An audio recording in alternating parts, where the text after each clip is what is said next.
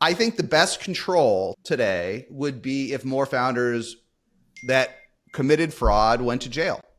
I just think if every month someone went to jail that completely lied, I know Rory disagrees, completely lied in a round, sent financials where they aggregated all their year's revenue in 1 month, where they pretended unpaid pilots were pilots. If a couple of these went to jail every month, I think it would have the proper chilling effect and mitigate the rampant fraud we're seeing today. I just think it would be helpful for the ecosystem if that were penalized. And I know Rory thinks it's a cost of venture, but I think it's reaching an all-time high, and it's a net. In the end, it's a net negative if trust breaks down in investing, because there's just so much. We can laugh about it when so much money's being made, but if trust leaves the system, it's just so much harder. There's so much trust in this system. There's so much trust, and there's not enough time to earn it in investing. Sometimes there isn't enough time to earn it. You can't get to know someone for 4 months anymore, even 4 weeks. You might have 4 minutes.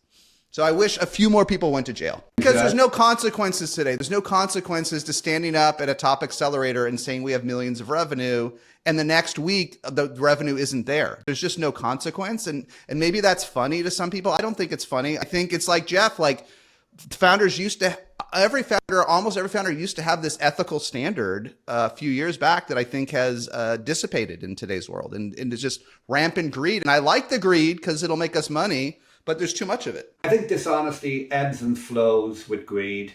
And I think you tend to see peak dishonesty at a time of peak greed. So you see more of it now. But I don't think human beings have changed. I don't think we're more moral than people 30 years younger than us.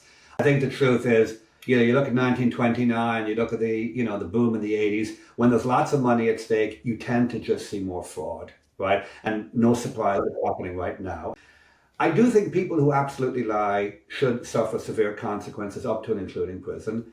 I actually think a little bit like if VCs are like so eager to get a deal done because they're like, I don't have time to even check any of this stuff, then it does feel like their greed in that scenario gets rewarded with some amount of fraud. The commission of the crime is on the 22-year-old who lies, and they pay the consequence. But there was a little bit of me saying the 40-year-old running a lot of money, who's sophisticated, who's running a big firm, they kind of owe the system the duty of care to check some of this shit and not be carried away. It would be better if the people who are paid for their judgment exercised that judgment and a few times said, slow down here, maybe we should have an audit, people, before we manage 50 billion of other people's money.